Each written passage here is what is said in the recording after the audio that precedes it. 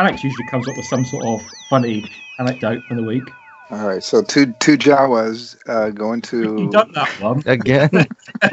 How many times are these Jawas gonna do stuff? All right. Two Jawas walk into a bar, and one of them says, "Ow." That's better than mine. Looky, Senator. There's a Jedi arriving.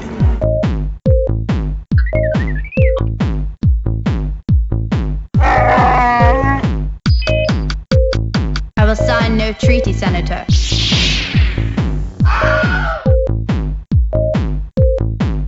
I am the Senate. This is the way. We don't serve that kind in here. Oh, the Jawas are in the cantina. They were there. Yeah. It's really hard to see them if they come up to the counter, mustn't they? They might have to stick their order on a pole and sort of wave it in front of the counter. Well, you got that. You got that little bat. Chad Rafan. Yeah, Chad he's there. He's there. Yeah, he got his blue milk. He did. He's the one waving his hands like gimme, like a little kid. Yes. Yeah. Yes. That's awesome. We could do a whole show on just that scene, like that. That'd be an interesting. That'd be an interesting 2 hours to try to go through. Yeah. Describing A New Hope from memory. Yeah. Just oh no, you missed, and then it cuts away to just see how 500 times he lives in our We could try that one time. Just try and concentrate a whole hour or so of the thing just on a scene. Well, if any of you guys can memorize the crawl, I was going to say, impressive. Right? We might get stuck right at the crawl as we try to fight over. No, it says this. No, it says. But no, you have to be on your best behavior for no. I'll just retcon it. Jyn Erso just got the plans for the Death Star. Nice. No Google searching to ensure it. One of the things that I've always, I guess this could be the anecdote. When Luke Skywalker and Ben, when they go into the cantina at first, and you could see the droid warning. It's like a cross, but it's blue and white light. Yep. When they first walk through that little foyer, Luke Skywalker comes into frame first, and it's funny because it's a down angle up shot, and Luke walks into frame, stops, and right behind him, C-3PO is shuffling his ever-living heart out, and he comes up right behind him, and he just starts looking around like, where the hell are we? And War is like, we don't serve their kind here.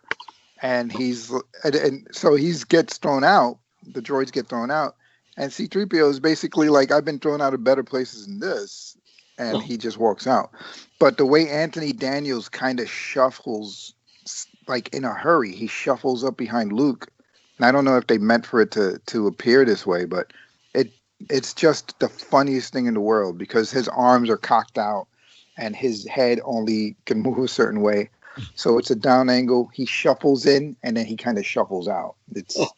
I thought that was pretty blue funny. thing was that was glowing next to them? I thought Yeah. it was like I always I think it fits better as a jukebox, but I seem to remember reading somewhere that was like the droid. I never put that together as that was like. Yeah, it's a droid scanner. It came with one of the sets. I had it. I just can't remember what set it came with. But Oh, okay. Yeah. I know that Hallmark, I think it was Hallmark Greetings had an ornament of it's. I'm pretty sure it was the entrance to the cantina, and right on the inside there was that jukebox. Would that itself jukebox. be a droid? A droid brain, I guess. Yeah. Now you're getting existential on us, but Oh boy, Alex. So What is are a you trying to droid? say that C-3PO was offended? The scanner goes off and 3PO is offended? Is that what it is? No, I think he was indignant. He's like, I'm better than this place. I'm going to Olive Garden. Yeah. Dude, I love the Olive Garden, so so watch You're him there, out. your family. Yeah. You know what? This is not Star Wars, but the running gag in the Sonic movie was Olive Garden, right? the general, yes. The general says, yeah, okay, right, yeah. yeah. The general says, look, you guys saved the world from Dr. Robotnik, and here's a gift card to Olive Garden. It's $100 gift card. And they look at each other and they're like, because when you're there, you're family. And I was like, oh man, this is awesome. Did they sponsor this movie? They've got to be a huge backer, right? Someone had to pay for the re-editing of Sonic. Yeah, that mouth, the face. Not seen it. Okay, right. Everybody's here. Everybody's ready. Hello, everybody, and welcome to the March 2021 edition of the Senate. And joining us at the moment this month it's myself, Stephen, and Will, William, Ricky, Ron, Hello. and Alex. And we haven't got a lot on the agenda, but I'm pretty sure we'll probably fill up the next couple of hours. We will be discussing the latest in the High Republic and anything else that spirals off a tangent into the outer rims of conversation as things normally go.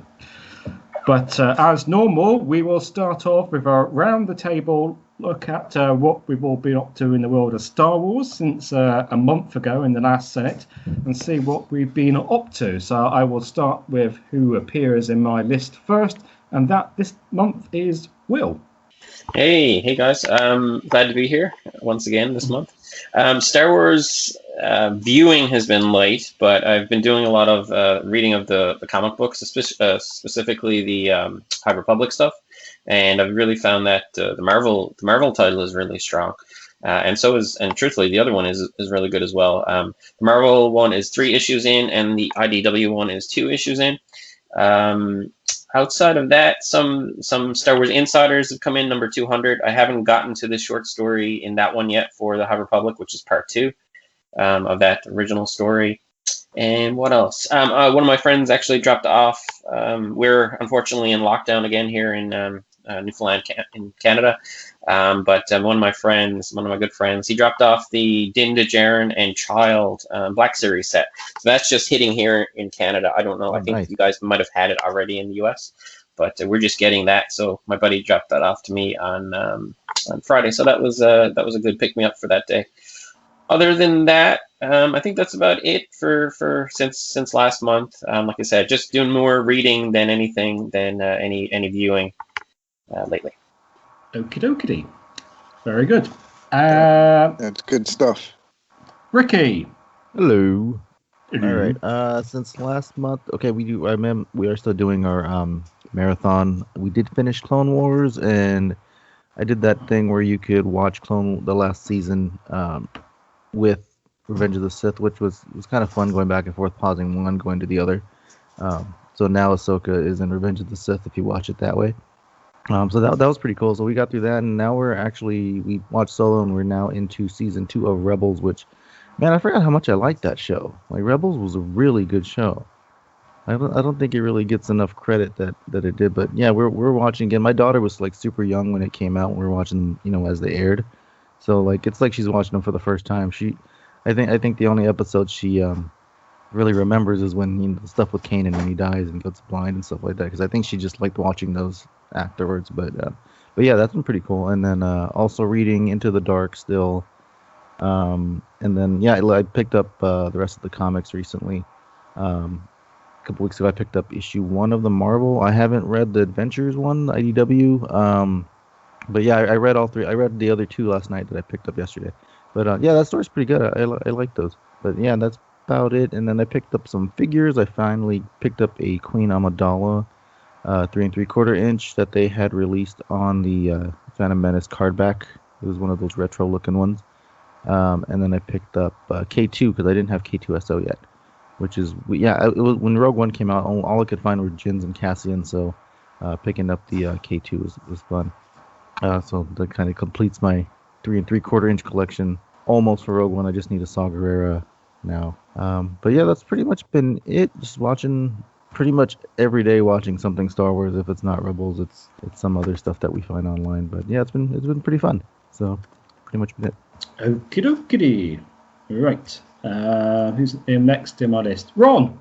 Hello and greetings, fellow senators. Not much in the way of Star Wars intake, watching-wise. I did, based on last Senate, had a bit of a story, went on the hunt for insiders since the Insider 199 had a High Republic short story. So I went to try to find that, even though I was going to be, I was behind its release date or whatever. So a couple of locations, no luck. Finally, I thought of one place and I went to look. Magazines galore, whatever, looking for Star Wars. I asked the guy, and he points me in the right direction and finds me like the collector's edition or something that had Django or Mandalorian or somebody on it. But then we find 200. And I'm like, well, I know I'll take 200 because I know that had a story in it as well. Or maybe that was the collector's one. But as I'm sitting there looking, and the guy walks away from me, and I'm still kind of rifling through the magazine. Sure enough, I find a 199. I explained to him, what was on the cover, what I was looking for. But he's like, yeah, we probably already took it out. So I was very stoked to score the 199 and a 200 based on information from the Senate. So I truly appreciate that, to add that to the collection. That's awesome. Then I did pick up somewhere I stumbled across a listing. Google put out for the first movie, put out these cardboard VR glasses of some sorts. It's hard to describe them. I've put pictures of them in the chat, but it was a cardboard box that you unfolded, put around your phone, fired up an app, and then you could do this 3D VR sort of thing, whatever. Yeah, that was on the Star Wars app. They had that BB-8 little missions. Yeah, and you sent away or you signed up. I forget how you got one free or whatever. You just emailed or somehow. It was a very simple process, and I ended up with a Trooper one, but never was able to score any of the other ones. I saw a listing on a Facebook Marketplace kind of thing. I'm like, oh yeah, I should try to collect the other ones. And then I went on eBay, and sure enough, there's plenty of them there, and found somebody that had the full set so I made them an offer and they accepted it. So I scored the full set of those. I'm kind of happy to add those to my collection because I'd always been meaning to add the other three, knowing I had the one. So yep, that's my my fun little foray into Star Wars this month. So Ron, is that augmented reality? Is that what that's doing, or is you if I remember, it's been a while since I played with it, so I need to do it again. You put your phone in that cardboard box, you look through those little viewfinders, whatever, and then as you looked around, you could look around Jakku, if I remember correctly. Oh, yeah. So Google it was a very things. Yeah, it was a augmented reality 3D type of affair that the cardboard box just is holding those two lenses at the right spot. Shove your nose in it and kind of hold your phone and look, and you could move your head around. So it was very very introductory to augmented reality VR type of stuff that the kids are doing with their games and everything. I remember it being very neat. There wasn't a lot to it in the app, so I do need to kind of dial it up again. But it was a free Star Wars collectible, and I'm all about that. That's cool. Yeah, I can never get my hands on one of those. Cool. I did do the little VR mission thing, and I remember it spoiling BB-8 being able to shoot out the cables. Oh, so yeah? I knew he could do that before watching the movie. Yeah. That's a cool pickup. Yeah. Like I say, I was stoked to find those. They're not hard by any stretch. I'm more happy about my magazine finds. Just because you guys made me aware of it here in the Senate, so that's a cool trick. And then to find it kind of hidden in the back of the rack there right before they clear out the old last month's issues. It's always good to rummage at the back. Yeah, to not take the guys. Because the guy was like, yep, this is all we got. Sorry. I was like, okay. And kind of let him shuffle back to the register or whatever and said, well, because that's been my experience. That'll be my piece of advice to anybody that's listening, whatever kind of thing. Whatever. It's just anytime you're looking at something, anytime you're going down a row, you're looking for anything, whatever. You look at it once and you go, I don't see anything, whatever. You go away from it and you come back because come back from it from a different angle. From you go walk down the toy aisle this direction, come at it from because you invariably, at least I do anyway, see something different that you just didn't see the first time you walk through there. So yeah, it's definitely worth it to give something the once over twice. Rules for life. Yep. Rules for life. Especially, better not say anything more. I was going to say you didn't ask for any money off. No, the corners are bent. I want 10 cents off this issue. No, that won't work. You ever tried to haggle No, well, not in a legit store. Maybe at a toy show or something like that. But yeah, a store's not going to have. $199 is actually highly sought after because it is the first short story, and people are spending a little bit more to get that one. So it was a good find for you. That was the advice last week or whatever, and that's legit why I picked it up, just because of having that first short story, and it's kind of a cool find. Okie dokie. Excellente. Let's move to Alex. See what the Shatner's Wonder's been up to this last month.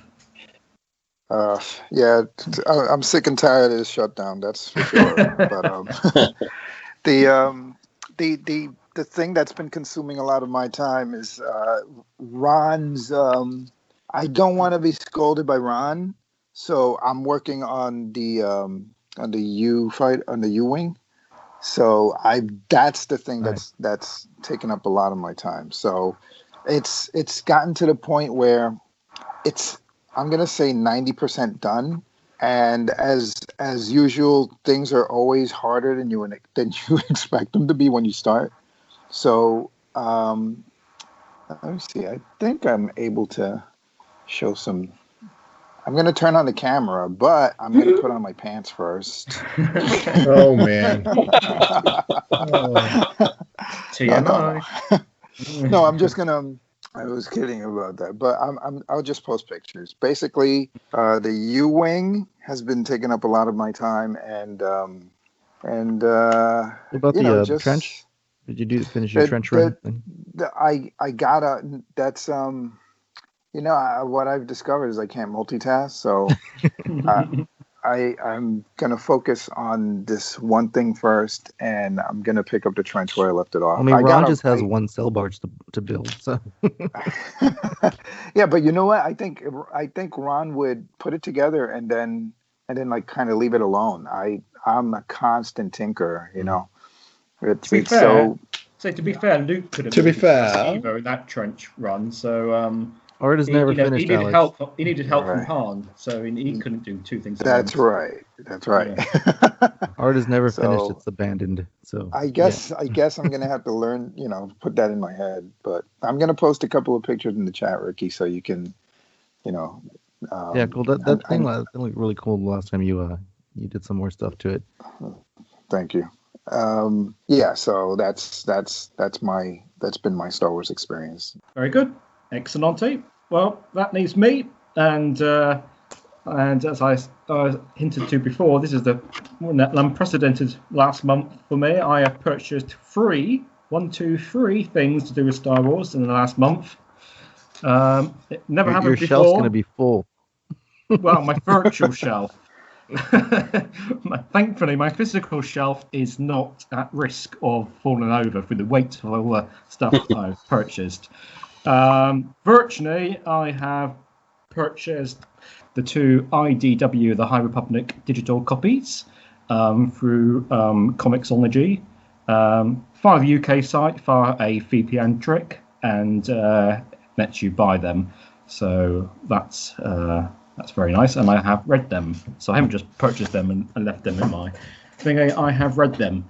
And also, because some of you may know, I suffered from severe eye strain. I haven't been able to hardly look at anything for the last couple of weeks electronically. So I purchased the Light of the Jedi Audible book.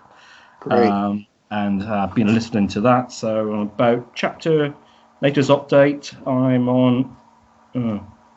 I should look at this before I said chapter 20 or 21. It's just done the let me see, chapter 21. I'm just starting now. Hetzel system. So just done the bit where they had the little I keep wanting to call him Niall, but it's Niall introduction ish. And Chancellor. It's Niall, right? Is it Niall? Niall. Well, I'm sure he said Nali. He said it in like two syllables at one point, but yeah. They keep changing the way they say things for some reason. Well, yes, I suppose so. So there was two different pronunciations in the audiobook? Well, that explains it. In the one I listened to, it was Nihil. Yes, that's right. Yeah, that's what I thought he said. Which is so strange, right? Because I've heard Marchion and Marchion now for. Oh, really? Yeah. That's so weird. And I have to say, yeah, I'm really enjoying that the Audible version, which fills in a lot of the blanks So obviously I sport myself before. I knew the basis of the story, and I read the children's version. But it doesn't. This fills in a lot of the blanks, and it's really well put together, I think. Although there's some comical nature to the production as well. But so that's as I said, unprecedented month for me, but good stuff. Right. So speaking of the High Republic, we shall move into that, and I know probably Ron is the one that probably relying on us to fill him in on what's going on in that era of content coming out. And I think Annex has done a light of the Jedi, but I think there may be slight spoilers or major spoilers. Yes, there will be. If you haven't read anything to do with the High Republic or haven't got up to date on any of the comics or books or whatever else there is out there, there will be spoilers in this. So let's recap a little bit with this High Republic literary sort of story, whatever. There's something to for those that might want to get into it, or there's something to an order that you want to read. There's some book you want to read before you read some of the comics, if I recall correctly, because of the spoiler, as it were.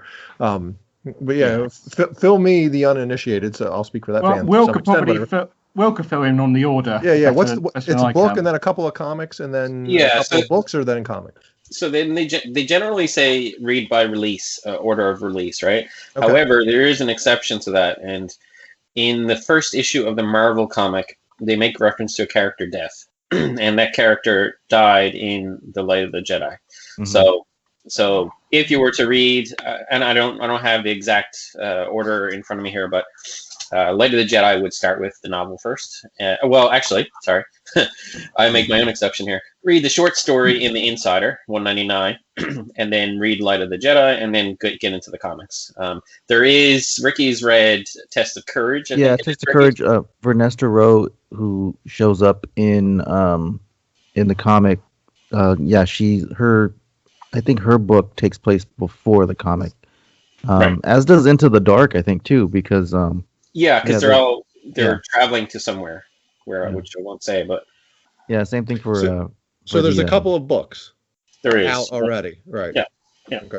And the other thing, I think they sort of mentioned this in the marketing for this whole thing, is they said if you want to just read like the pillar novels. So the pillar novels are like sort of the adult novel, which is Light of the Jedi, and then the next one that comes out is in July. You can do that. They said you're still getting a full story if you just read, right? You don't but if you really want to delve into it and get more information on different characters and more sort of flavor, I guess, for the whole thing, is you can delve into the comics or read the and kudos to him for that. That's a good way to do it. Right. If you want, you can follow, or you'll have enough if you just read the books. But if you want to, if you want more, you want to fill in the story a little bit more, fill in the lines, color in the lines a little better. The comics and some of the younger novels or whatever help to do that. So that's good that you don't have to partake in the comics in order to understand what the heck's going on in the next book. That just wouldn't work. So and there is varying styles about that to let people between know. Like the different books, like in the different age groups. It is a different style for each story. I mean, it all does blend together, but there is a distinct difference. So that is kind of refreshing. You don't get the same style. Yeah, book. sure. And then cool to that point, I'm almost finding if you guys have read the Marvel comics, especially the latest issue, it almost is becoming a bit of a horror genre. Yeah. It almost feels like that, which is kind of cool in Star Wars. We've seen it a little bit with the Death Troopers and. Or that was the zombie trooper thing that came out like in 2009, I think it was. But it's a bit like that. And in Clone Wars too, they had like the worms up the nose kind of thing. And so they've touched on that a little bit, but this is cool to kind of see it from a different perspective.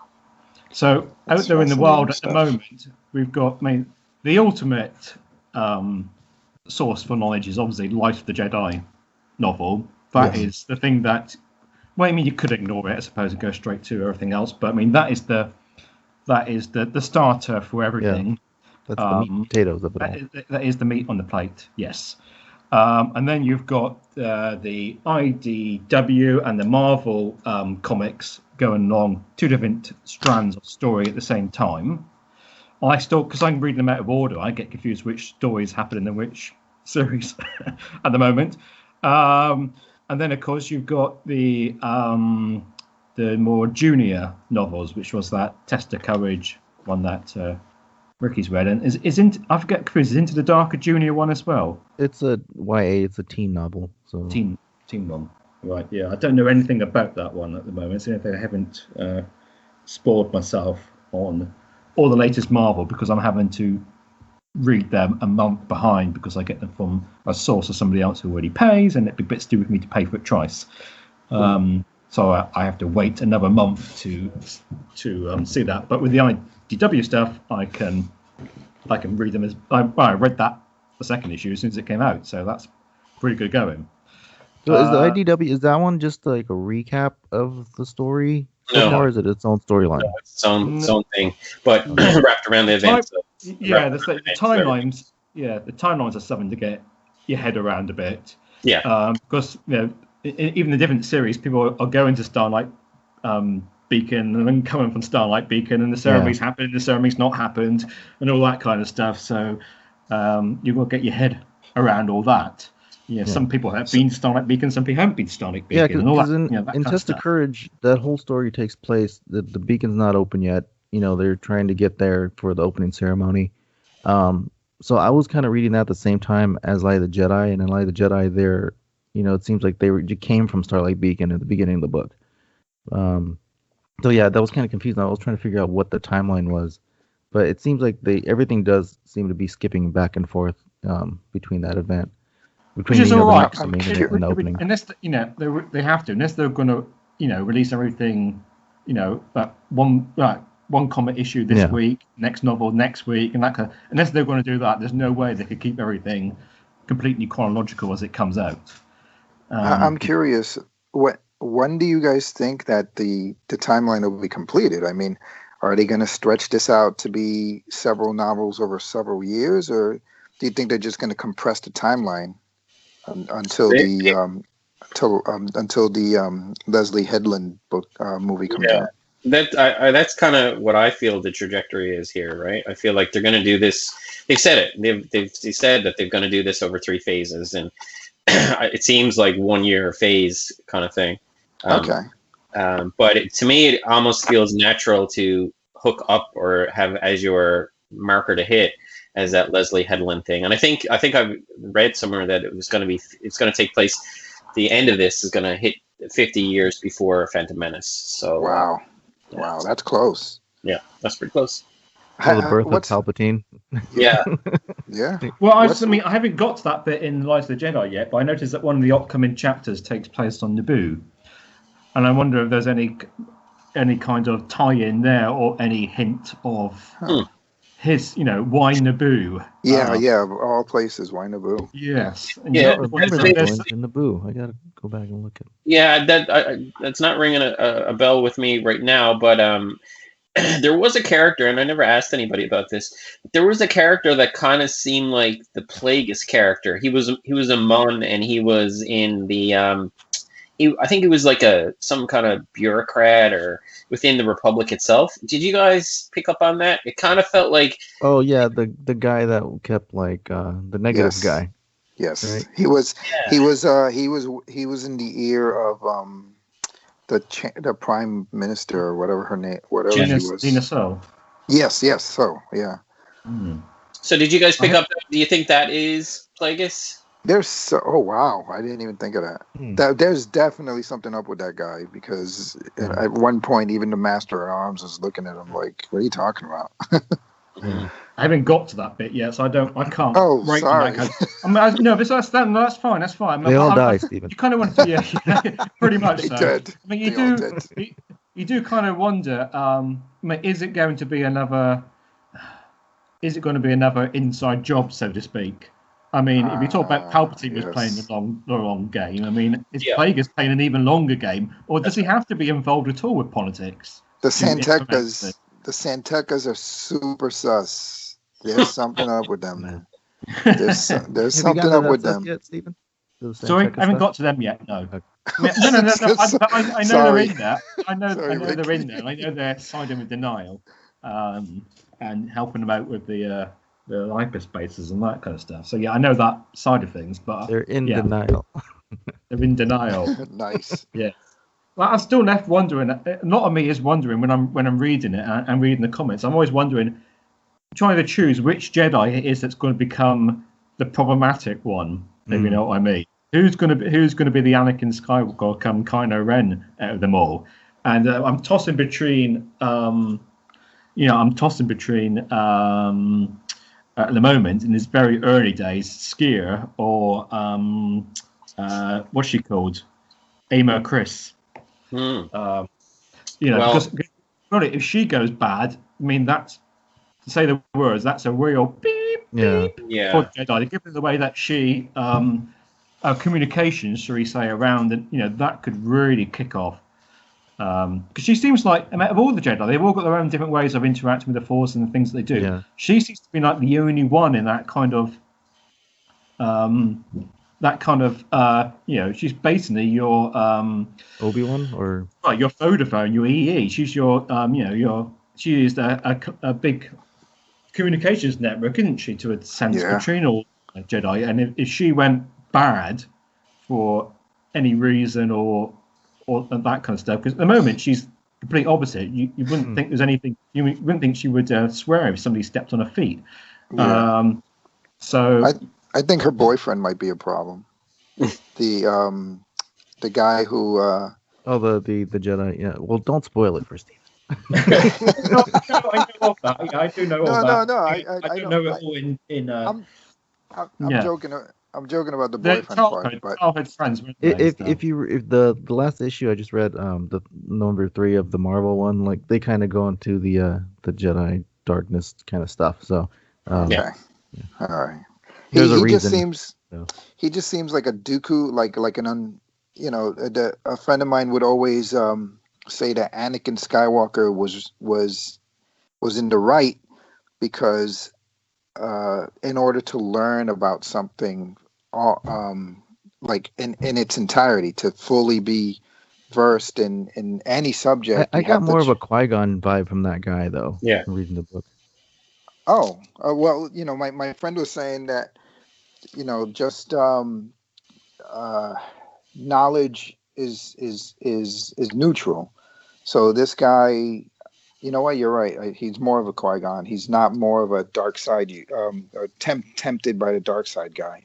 But doesn't that open the door to someone who might be tempted in order to save his love interest? Like Stephen was saying, maybe somewhere down the line she becomes not. And I keep saying love interest, but the way they described it in the book, it just seemed like they were, just looking at each other, staring into each other's eyes, and kind of being empathetic towards their mutual feelings.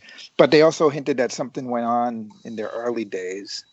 So, but he seems like a loose cannon, not a loose cannon. Like he wasn't made master until he's a rogue Jedi, but he wasn't made master until Abar Chris kind of brought him into the fold with the Great Cataclysm. So, and he knew it. He's like, I'm not going to confine myself to the teachings of the Jedi. And therefore, he kind of resigned himself to not ever making the rank of master. And he knew that Avar brought him in so that it opens the door for him taking part in this great galactic crisis. And that just makes him a candidate for becoming a master. But a guy like that can be almost like he can be manipulated by his love for someone as important as Avar Chris, Yeah, so, he definitely seemed more into it than she did. You're right. It really could set the stage for that. They could be planting the seeds for him to be the problem. Do you guys think that the Jedi in this era are more laxed? Like they're more laid back and they're more human, right? They're more less monk-like and more. Yeah. I mean, some characters do call them monks, but I think like the rules bend a little bit more. They're not so bureaucratic and not so dogmatic like Palpatine. And they're like on the frontier, right? So you kind of got to do what you got to do to get through. So I guess that's kind of what they're saying, and ultimately it's another baseline for where they are supposed to go by the time of the Phantom Menace, right? Yeah. They're all rigid and stoic and unfeeling, and Qui-Gon. You guys have talked about Qui-Gon already in this call, but Qui-Gon is the sort of the polar opposite of that, right? Yeah. And he's always He's got the the living leftover. force, living force, and so he's Alex. He's that dogma. He's that the what they probably were before, or what their true Jedi. Do you think it's easier or less easier for the Sith to operate in the background at this time, or come like the prequel time when nobody had a clue, obviously, pretty much? But do you think it's just as easy for the Sith? Because surely somebody's got to be around to some degree. It seems like they're more in tune with the Force, though. Like that's what I was wondering. There's so much in tune. They would sense it. Could they not? Would they not? Yeah, that's what I was thinking. Because there's so much more in tune, and so much, especially Ava, Chris, and that kind of stuff. Which is why I'm Ava sort of thing. That's why I'm thinking of her as the most obvious one with a red cross on her at the moment. I think it's a fascinating question, Stephen, and I think you're onto something. That during this time, because of the, or maybe to look at it in the other way, that they're so dogmatic and so focused that Palps is a little bit more and it's a strategy to be kind of in their face so that they're not looking at him. Yeah. But there probably is a little something to it that at this time the Sith is a little bit more reserved and trying to stay hidden so that they're not caught, because the Jedi are kind of all over their place in terms of their, from what I'm understanding, the way you guys are talking about it, their mindset and how they're using the Force and everything. Yeah, they are kind of a bit more scattershot than they are during the movies that we all know and love, that it's a bit more focused in how they view the Force, look at the Force, and use the Force. So there very well could be something to that, I think. I mean, the light is so much everywhere. I'm just wondering whether has anybody, I mean, some of you guys have read more and stuff than I have. Nobody's ever mentioned the dark side at this point. Right. I know that I can remember. So it's does that coming. mean it doesn't exist at the moment? Are they not even thinking about it? It's there. You do have Jedi turning in. Well, I guess you guys aren't going to read it anyways. The Test of Courage book. So there is a Jedi that does turn to the dark side in that book. So that does happen. So consider this, right?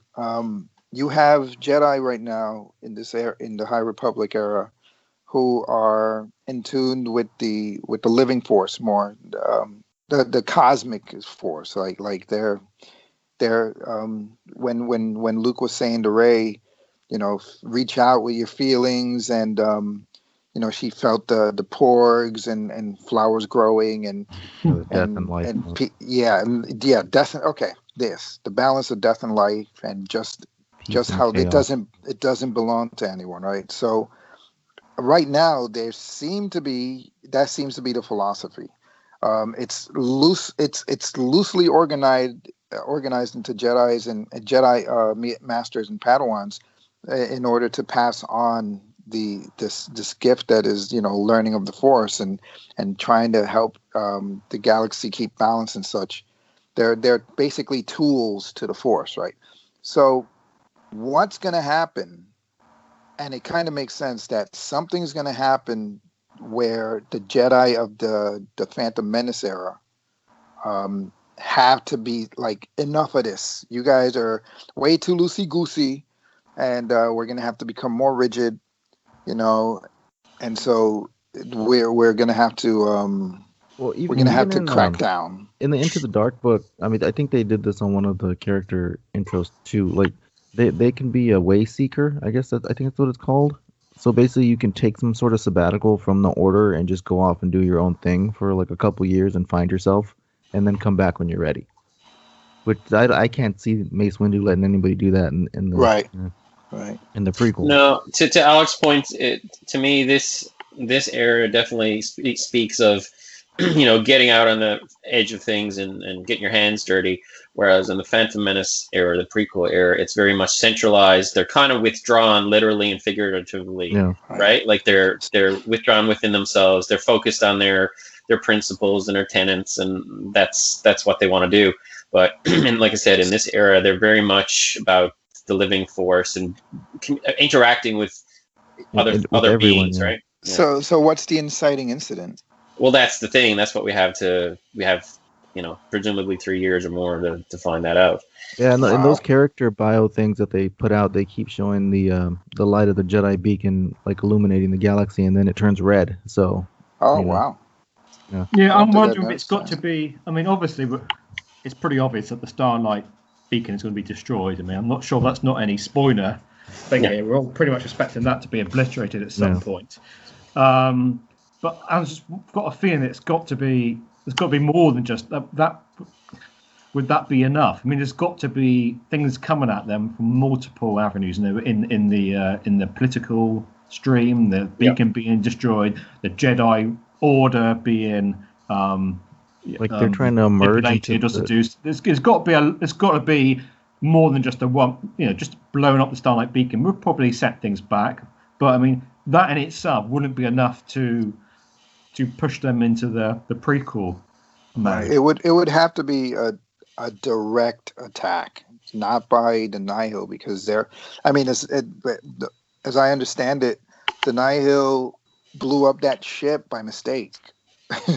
They didn't count on the pilot within hyperspace to try and maneuver her ship to avoid their swarm, and the next thing you know, all these sealed containers, there were people in them. or was it the will of the Force? So, there you have it, right?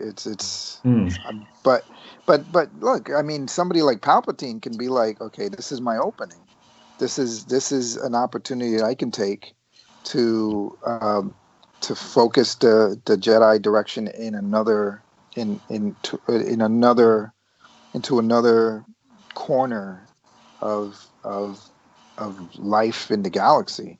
Rather they than must be thinking something's up. I mean, you got to the point in the prequels where they've been pushed back to they don't even have much input in the Republic, right? And what's going on in the Senate. They're just like an arbitrary consultee that can be called upon if they really want to be, but like they don't really have much input. Basically. I mean, they must have thought. I mean, you go from this High Republic era that we're in now to where they are in the prequel trilogy. I mean, they must have thought that.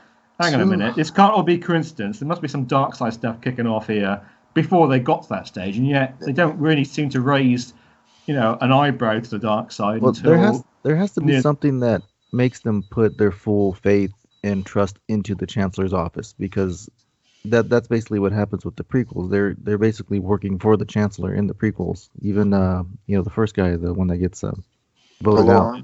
Yeah, Valorum. Like the whole what the clones were made because Sifo Dyas was dispatched by Valorum and all this stuff. So they were working for the Chancellor before Palpatine got into power. And it seems like with this Chancellor in this book, like they really view her as someone that's a leader. So maybe between that point now in the books and in the prequels, they put more trust and more pretty much power to the Chancellor to to run the order. I think that's always there though, because if you remember in Revenge of the Sith, Obi-Wan says to Anakin and Mustafar, he says, "Our allegiance is to the Senate, to democracy." So that is a principal tenet of them. That's day one. That's what they're meant to do, right? So, in Obi-Wan's era, yeah. I mean, but I don't, Yeah. Anakin's the good guy? What? The guy who sees through the lies of the Jedi. Oh, come on.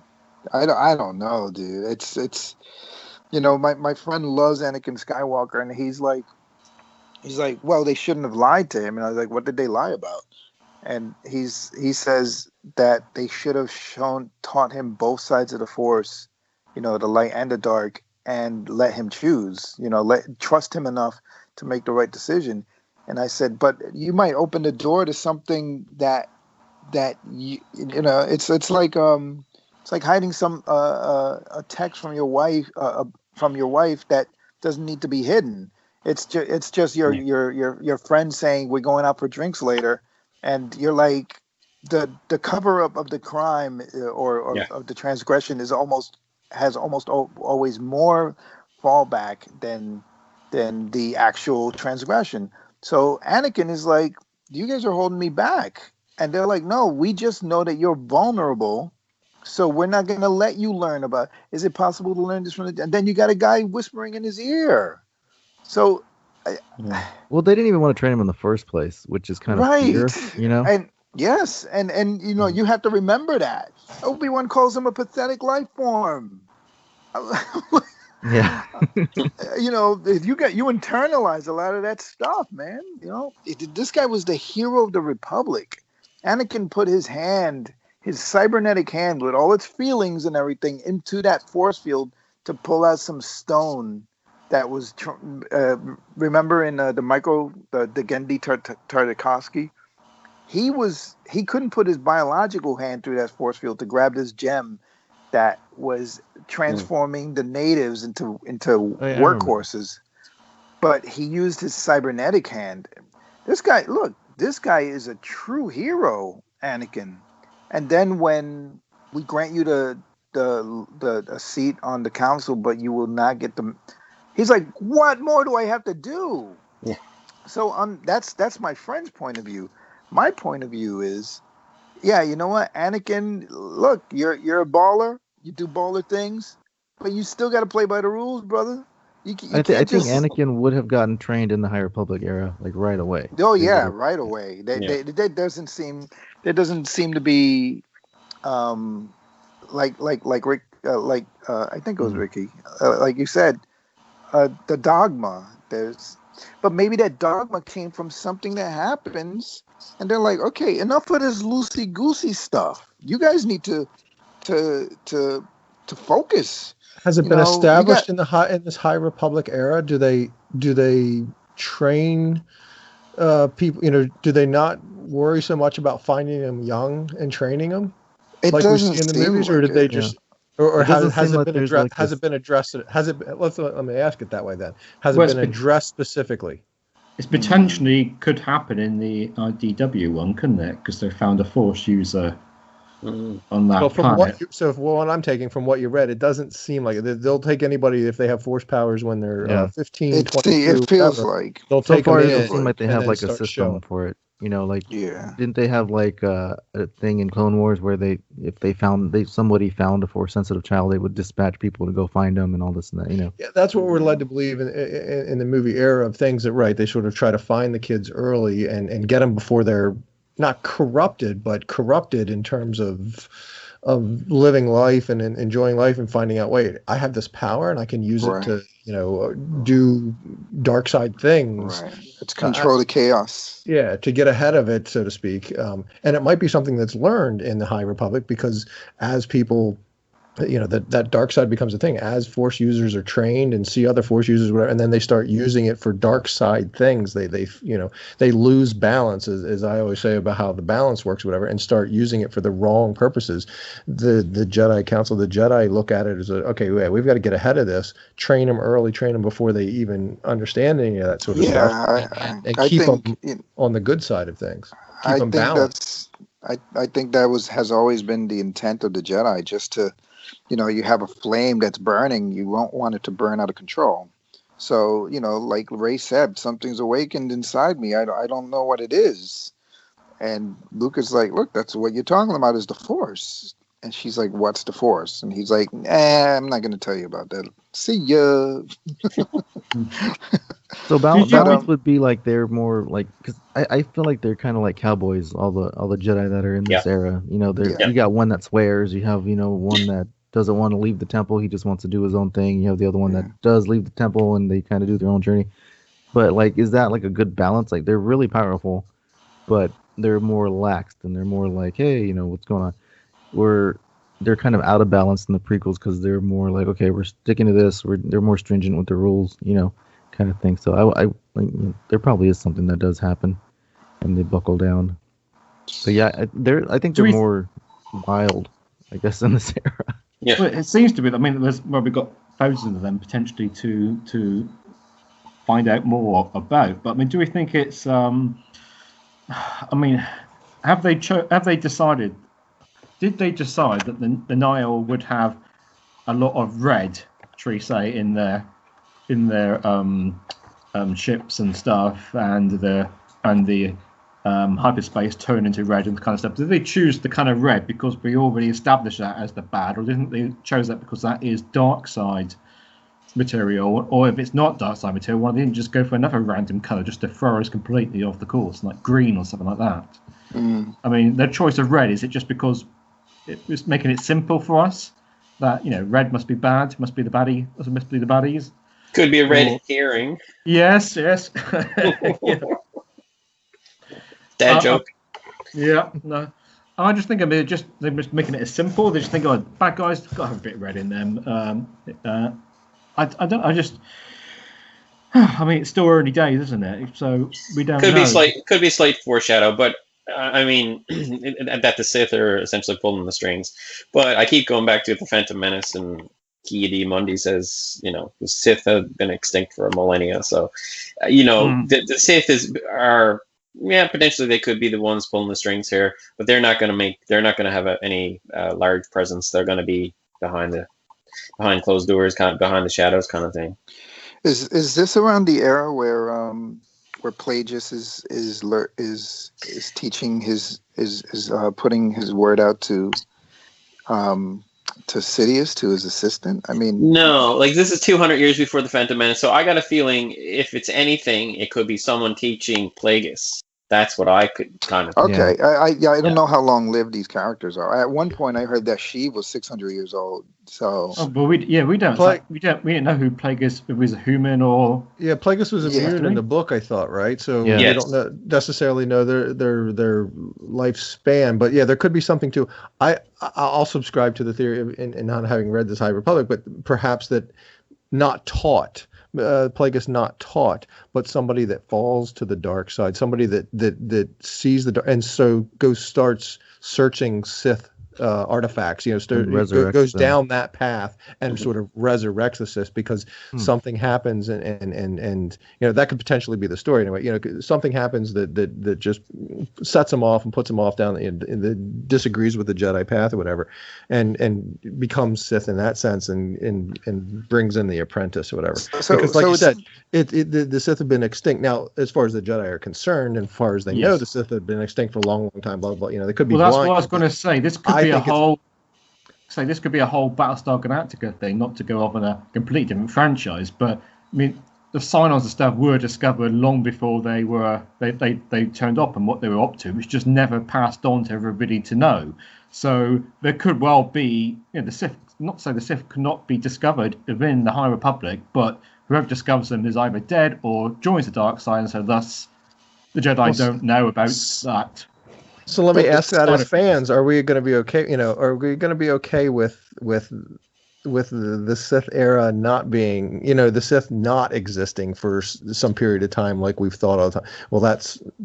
And Star Wars does that, and Star Wars storytelling does that, to change things that we know and spin them on their head. But I don't know, that one seems like one that kind of should stick, or should be a thing. Yeah. I guess if it's done well, it's done well. But yeah, that one should be, there should be a time period where the Jedi had their stuff together. But something fell off. Yeah, something creatively, it kind of handcuffs the writers in one sense, but in the other sense, like to go back to what you're saying, Ron, I kind of feel like there is an unbroken line of Sith where there's a master and apprentice, and the apprentice kills the master, and so on, and that goes for presumably thousands of years, whatever, the rule of two.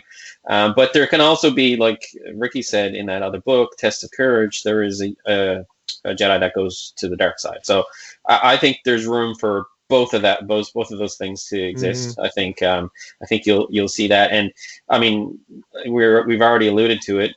Potentially, the Sith could be behind all of this all along. So you know, it's but like I said, I do think they're a little bit handcuffed, but they just need to be a little bit creative in terms of how they bring that story along. I think between the Nile and those plant things, they have enough bad guys. Yeah, they do. I don't know about the plant things. They did a characters thing. Yeah, they're in the comic books, but they're a major villain of this whole thing. They're called the Drengier, I think it is. And I don't know if Stephen, did they guys? Do we know if they did a video for them? I think they did. Yeah, we played it last month.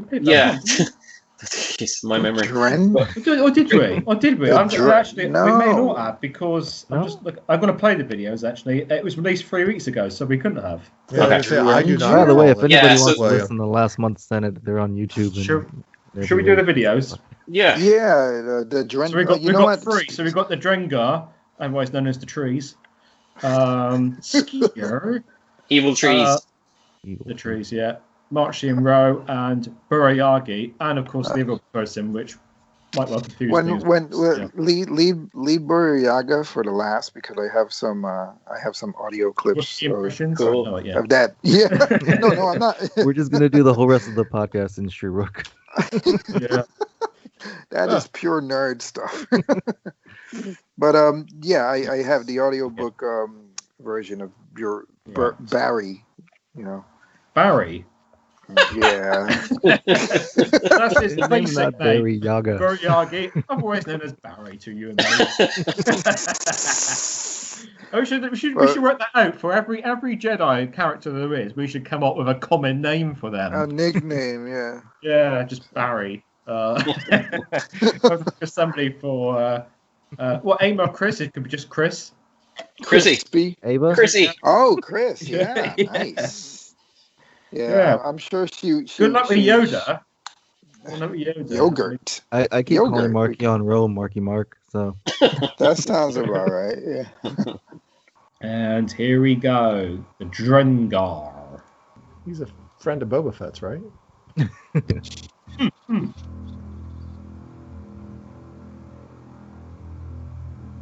Ominous music.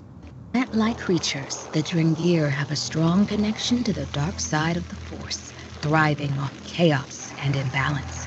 The Drengir see all other forms of life as food, and they prefer their meat to be alive when it is eaten.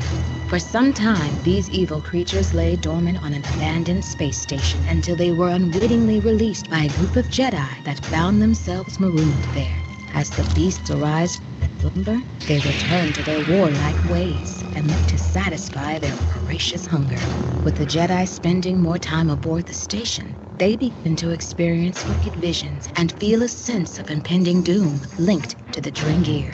The ancient and twisted Drengir represent a new threat to the noble Jedi and the galaxy. Have you ever heard of pesticide? So that whole story of the space station, I think that's Into the Dark because those are the two characters. Is that Into the Dark one? It is, yeah.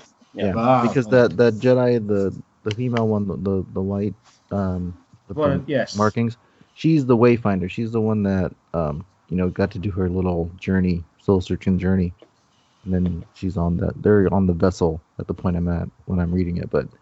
It seems to be a part of. I gotta finish that book. And there's a connection. There's a connection from that space station that they just showed. It looks like a what do you call it? A atrium or whatever. That's this connection to Snoke and the sequel trilogy. And that Padawan and that they just showed in that one, his master is in Light of the Jedi. So. Yeah. Did you notice that the way that Padawan looks? There was a game. He looks like Yoon from Dark Forces. He's wearing the same type of robes and the same kind of haircut. There was a Jedi named Ewan. Y-U-N. Oh, okay. But there was a guy who played a Jedi named Ewan. That's what I was saying. Well, there was one named Liam. So. Was there? Yeah, the one that Yoda talks to in episode 2. He's like, "Get the lights, Liam," or something. He tells him that. Oh yeah, I think you're right. Yeah. Wow. The Shades, Liam, the Shades. Yeah. That was not Ewan, that was Liam. That was Liam, yeah. Yeah, I was saying Ewan. Okay. Let's have a look at Skier. Daring and adventure marked the era of the High Republic. Jedi Master Skier might have thick skin, literally and figuratively, but deep inside beats an honorable heart and a dark secret.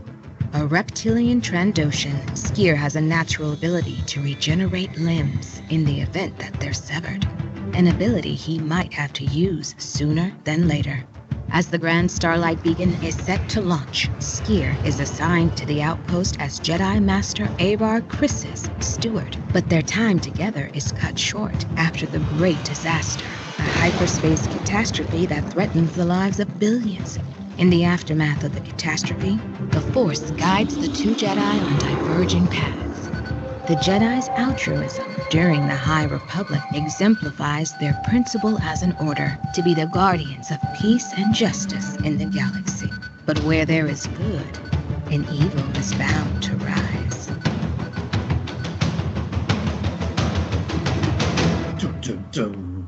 Okay, my one That's gripe pretty about awesome. all this High Republic stuff. If one more comic or one more book reiterates the fact that he can regrow limbs, I'm going to lose my mind. They can't. They say it like multiple times in like everything that he can regrow his limbs. And he's pretty cool in the Marvel Yeah. comics, I must say. I like he's him. Crazy. I like him, and Yeah. if you check the preview covers, you can kind of get a sense of where he might be going. But yeah, very much in the last issue is very much horror based, and it's around those Drengier plant based things. A lot of yelling. I mean, this pretty much comes back. What she's saying there at the end comes back to another question I was going to ask about. Well, I think I asked it last Senate. I think I'm going to be asking this every Senate until the whole High Republic series is finished, because you got that quote from Obi-Wan and stuff about the Jedi Knights were the guardians of peace and justice for 1,000 years. Which suggests lots of peace and light going on for a long period of time. And then she's saying there at the end of that thing, wherever there's light, there's darkness. So, I mean, this comes back to the age-old question, what's been happening for the last 1,000 years?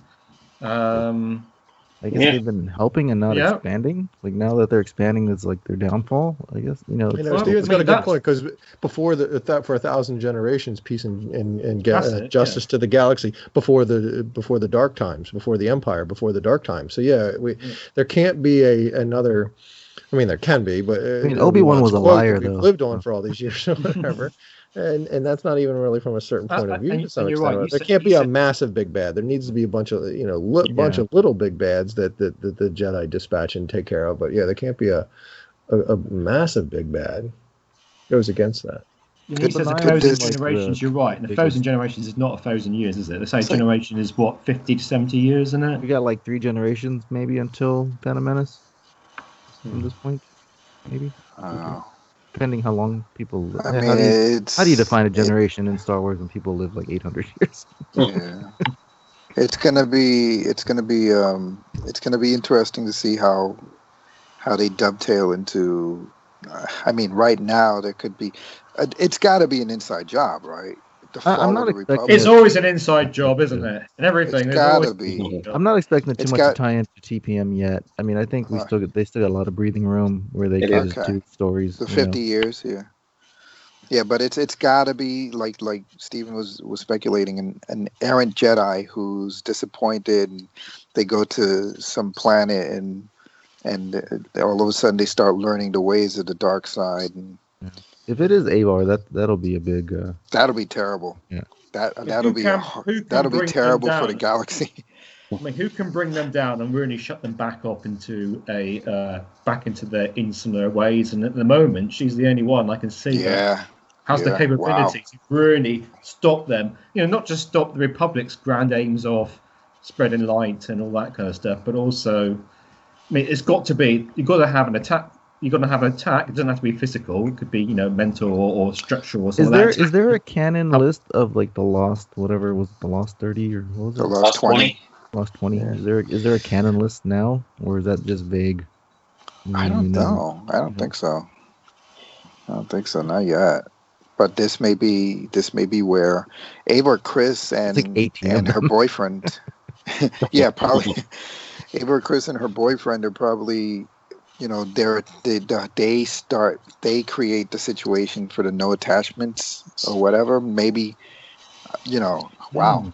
I mean, it opens the door, right? Because if I forget the guy's name, the male Jedi, but if she is in touch with the darks, with just the living force, and she can meditate and feel every Jedi out there. And then she's made to appear bad. He's going to go to bat for her because she went to bat for him. Now you have a master and an apprentice, but they're both master level, Well, you still have Loden out there, too. No spoilers for Steven now. Loden is the one that had the dog? Ember? No. Dog? He's Bell Zettifer's master, right? Yeah. The one that kept throwing him off and stuff. Yeah. Oh, yeah. Yeah, I can't wait till Steven finishes the book so we can. Oh right, yeah. Sorry. I'm doing my best. Okay. No, I'm glad you're reading Actually, it. I'm not far off halfway through. It's about 44 chapters, I think. It is a real. Light of Jedi is a really good book. It's a really good story. I like how. Yeah. It's a great. It does cede a lot of ground. Yeah. It does. Right. Let's go. You ready? Is this Barry's bit? No, that's the next one. Okay. Centuries before the rise of the Empire, prosperity, pioneering, and adventure marked the era Go full of screen. the Here we High go. Republic. Marchion Row is an Marchion. unpredictable member of the Nile, a chaotic group of raiders who oppose the Republic and the Jedi and thrive on dominating worlds in the far reaches of the galaxy. Ro's intelligence is his greatest weapon. His forethought and skill at ensnaring his prey is admirable, unless you're his quarry. As the Republic encroaches on the Nile's territory, Marchion's dangerous advantage comes from his secret hyperspace routes known as the Paths. The Paths allow the Nile to jump through their territory at will and outmaneuver the Republic. The Nile's lawless operation threatens the Republic's hard work for peace. As they continue to expand into the fringes where these raiders operate, they'll find themselves in dangers they never could have imagined. So, okay, I have a kind of connection thing. So in Solo, Lando says that L3 has like the best database of hyperspace lanes. That's why the Falcon's so good. I wonder if somehow his routes end up with L3. And so basically he's driving the Falcon right now. She could have been the droid brain. What part of that droid brain Ray? Yeah, that'd be cool if that's a good tie-in there. That would be cool. But I mean, they haven't mentioned Batu yet. So did they? I thought they did on something. I don't know. I want to say Test of Courage mentioned Batu. Okay. Yeah, I think there was a reference there. I'm not sure if it was that one, but there was. Something did mention it. Yeah, see, on this thing they called him Marchion, and on the Republic show they called him Marchion. I guess it's like a Han thing. I don't know. There's the thing I noticed was the girl doing the narration called him Ro, and then she said Marchion. So I'm wondering if Marchion is a title like Darth. But that might be too much. No, Ro was the last name because his father, right? He has a bit of an arc in the book in Light of the Jedi as a villain, right? Okay. It's kind of cool. Yeah. Yes. And it comes basically comes full circle. It does. That which is I think that was a nice complete in Light of the Jedi. They wrapped that up really good. Okay, really so well. if they made a movie, who would play him? Because I'm thinking Jared Leto would be awesome. Oh wow! I was thinking somebody huge. No, when I was reading it, I pictured someone like him, smaller spoke really well and was like more brains and brawn kind of thing. That helmet is pretty big though. Oh yeah. It would look. Yeah, they he can would make look it like CGI. a bubble. Oh, you're saying in real life? Yeah. I was saying by appearance, he'd look like a lollipop if he was. Because in the book, he didn't seem like the other leaders didn't seem to fear him at all. They kind of called him a bookworm pretty much. He just was a navigator and that's it. Yeah. Okay, that makes sense. Jared Leto was the doctor in the new Blade Runner, and he played that pretty well. The conniving. Not seen it yet. It's don't plan to. Oh, okay. No. So let me play you guys we haven't watched Barry. Do you want? Okay, you know what? Let's get a background on Barry. Barry. And then I'll play the Baba Yaga, and then I'll play you some audio. Okay. Here we go. Before the rise of the Empire, prosperity, pioneering, and adventure marked the era of the High Republic. Padawan Buryaga may appear imposing, but is actually no gentle giant of the Jedi Order. His master, Nib Assek, has dotingly given him the nickname Buri. Buri's experience as a Jedi is rooted in his culture. He sees the Force as leaves on a gigantic tree with sprawling limbs, and his lightsaber is crafted from wood from his home world. Aboard their Vector, young Buri and Nib are among those tasked with stopping anomalies of the great hyperspace disaster from killing billions. But as they prepare to take action, Buri is overwhelmed with a sense of fear. Nib calms her Padawan, but Buri makes it clear that it wasn't his fear. He reveals a significant discovery that forces the Jedi to rethink their strategy just in time. The Jedi of the High Republic work harmoniously in the face of great disaster, expending every effort and ability they can offer.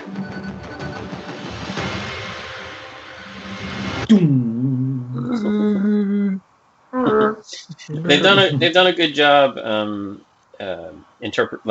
explaining all these Jedi and how they have different interpretations of the Force. I thought they've done a really good job of that. It makes it unique. And I missed the leaves thing with him, like in the book. Yeah, that was really cool.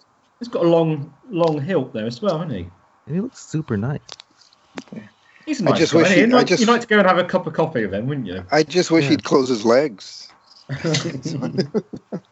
I like the part of the book where he was meeting people. That was Yeah. I have that on. I have a recording of that.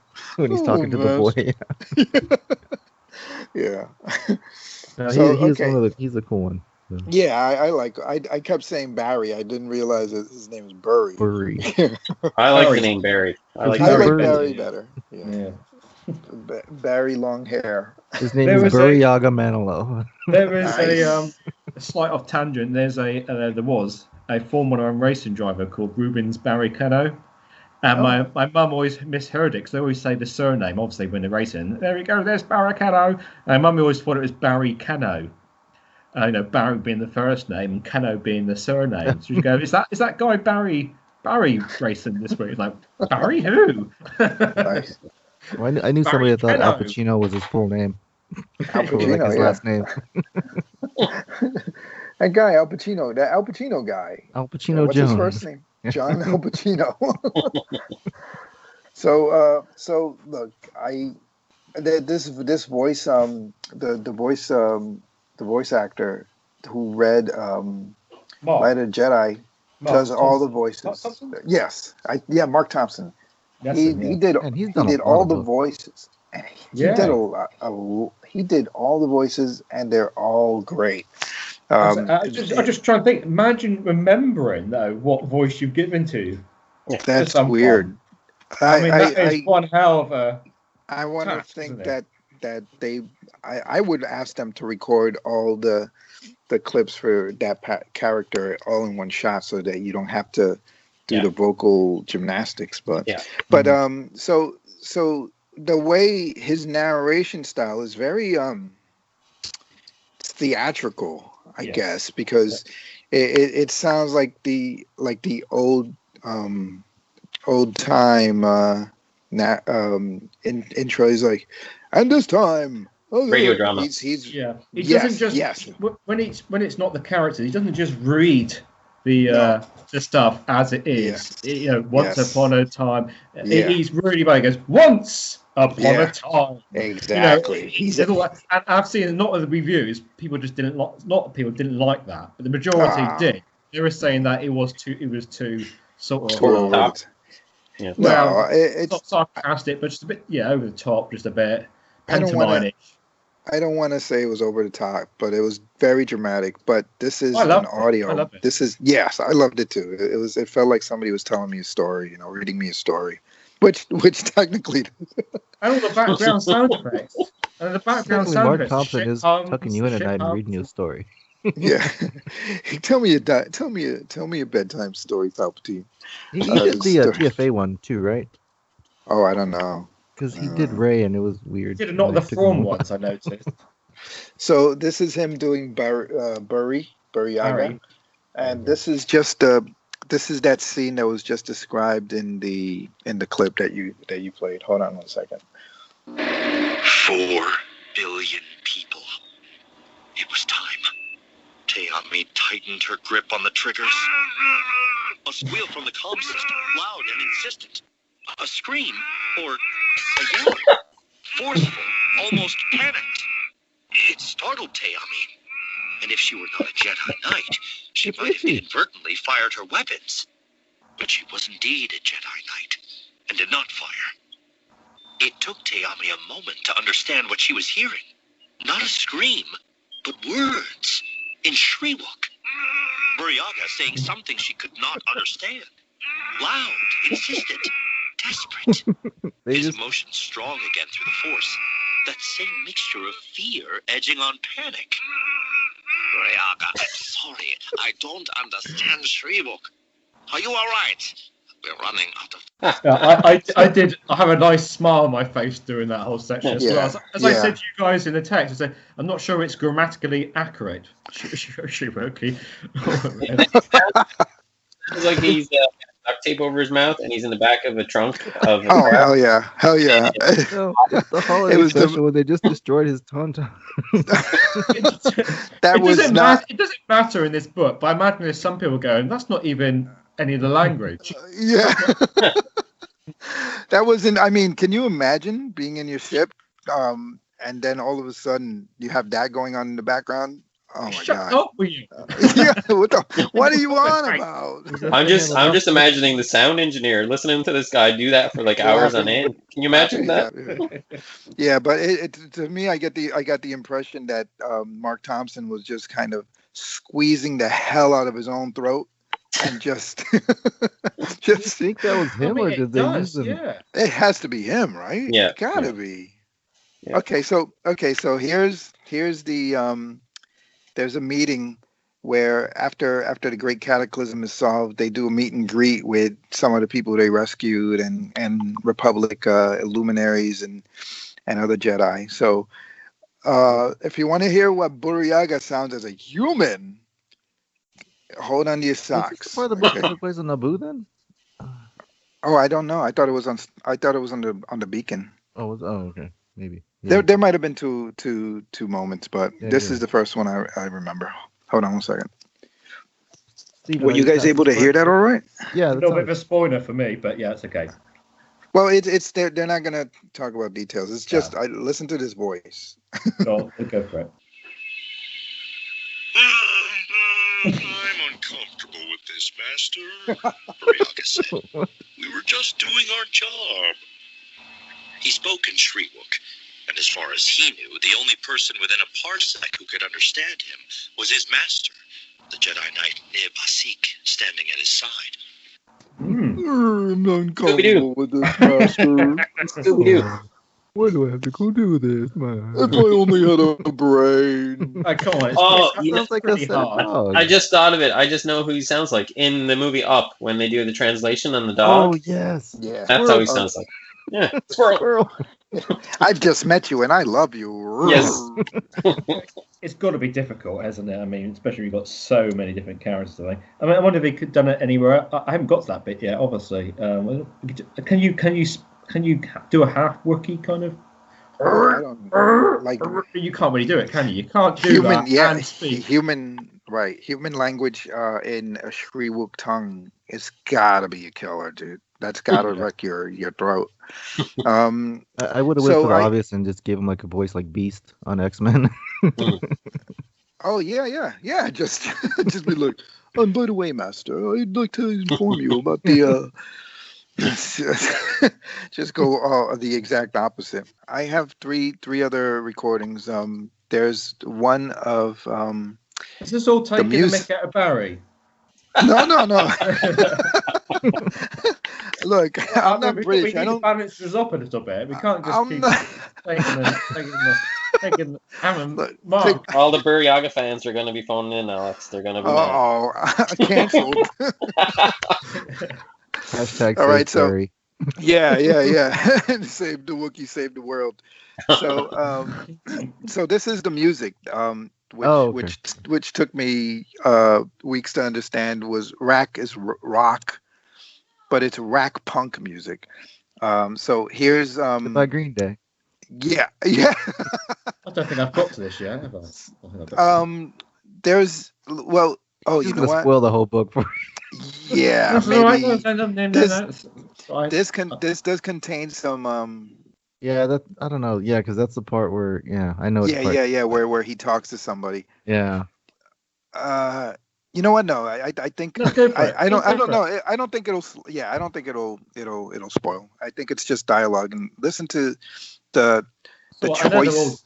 I know they all die. I'm expecting the Ramones. No. Listen to the choice of word. A director tells an actor what to do, but the actor chooses to do things to create these characters. Listen to the voice actor choices that this gentleman makes, Mark Thompson, because they're on a ship and they're about to do some things. Go, Kossoff said, pointing at his lieutenant. Bub set to work, accessing the system's communications network, pushing on through whatever access codes and security measures were in place, going higher and higher until he found what he was looking for. He tapped a few last buttons, then gave another thumbs up. "Lauren, boss man," he said. What? A voice came over the bridge's Yoda. speaker system, raspy and Gungan. sibilant and cold.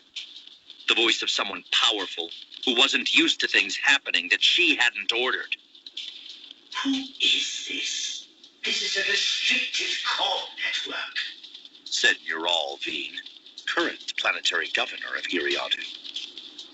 "What the hell is that music?" Oops, Kossoff thought. He tapped a control, and the wreck punk volume dropped to a whisper. So that voice you heard was a Gungan. That was like Gungan. Oh, Yeah, that must be in the Naboo chapter Is then. Kazov a Gungan? No, not Kassav. Oh. The guy is like, he's a ready Oh, yeah. boss man. So you have a gangster Gungan. That's.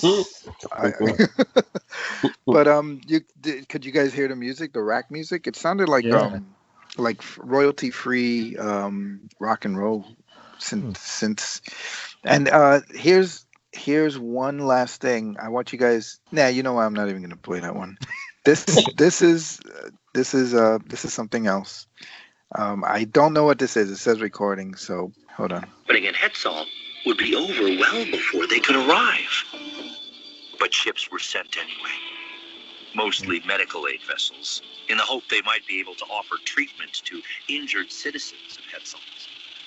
If any survived. "Get to your nearest off-world transport facility," Minister Eka said to a cam droid, recording his words and image and broadcasting them across the system. "We will send ships to pick up people who don't have other ways to leave the planet. It might take time, but stay calm and peaceful." All right, I'm not gonna say anything about that one, except that it sounds a little bit like Thurston Howe and a little bit like someone we know. Akbar? I have no idea who that is. I know that character, but who's Was that the guy on the planet that... Yeah. I'm a bit disappointed he didn't pick up on the Arnold Schwarzenegger for Captain Bright. I did. Yeah, I didn't pick up on that. No, but that was the most obvious. That's the one that I kept thinking of. Really, I might have. Chris has got quite a husky female voice in there as well. He must have took. She goes, "I sense reassured," a bit more, quite posh and a bit husky as well. Yeah. Does anybody watch The Expanse here? No. No one watches that. There's one character that I guarantee you, her voice. Mark Thompson borrowed her cadence. Well, why not? I mean, if you can. You would, wouldn't you? If you've got a good voice, you like a voice, and you would. Yeah. I mean, at the moment, I'm going to have a bit. It's going to be a bit of a shock to me when and this stuff does get animated or screenplay or something like that, and they sound completely different to what I've heard on the Audible book. So that's Kazov kind of sound a little bit like Zeb. Yeah. I like that Kazov. Yeah, he had an arc also. I thought he was likable, but not.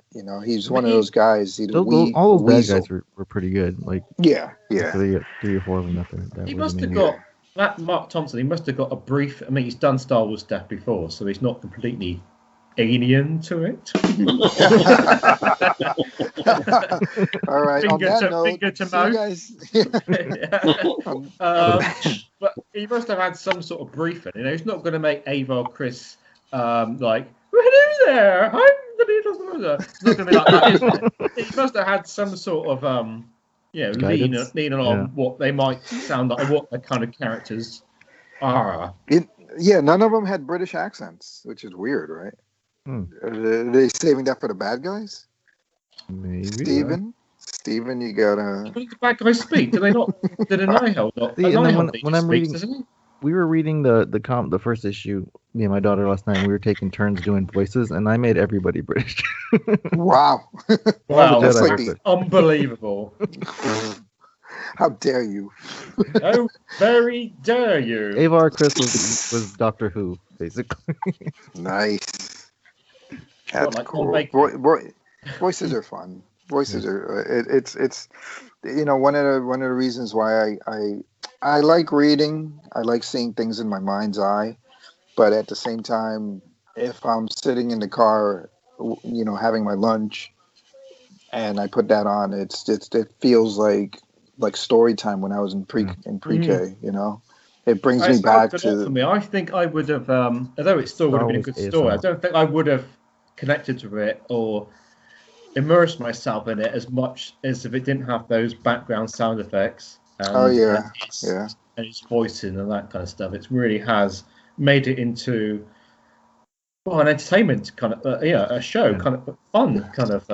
It does help having music, because when I read these books, like I'll either have headphones on or I'll have the radio, and I'll have like the Star Wars soundtracks playing, so I can hear something Star Wars. And there's soundtracks in the Audible as well. You quite a few times you hear the Star Wars thing cut in at some points.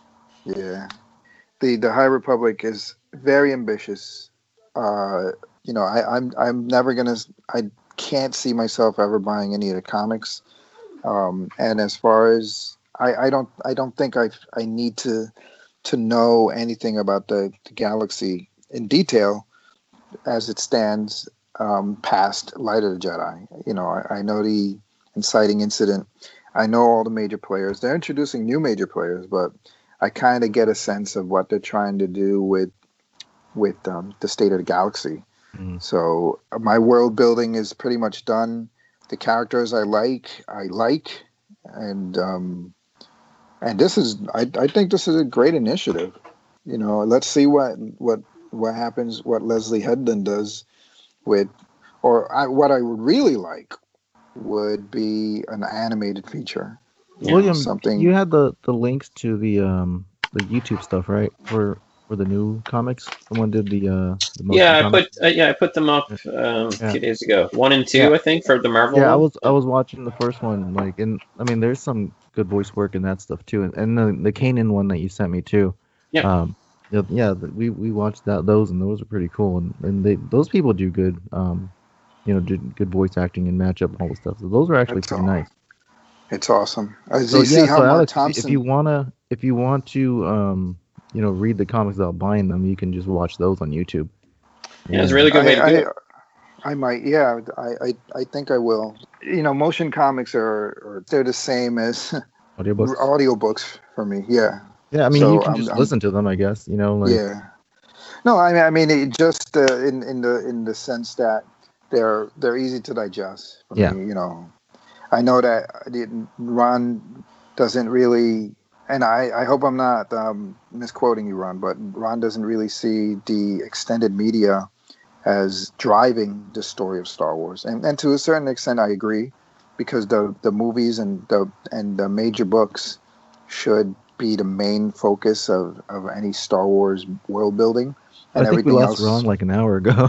I'm enjoying content. I'll chime in if appropriate when I have something to add. Droid scanner. Yeah, so I think Ron and I are of the same mind when it comes to what's essential and what's not. Yeah. So the Light of the Jedi is setting the tone, I guess. And Charles Soule's the way he tells the story. There are details that like he was talking about some stim pack that glittered, and as a, I'm not a creative writer or anything, but who thinks of this stuff?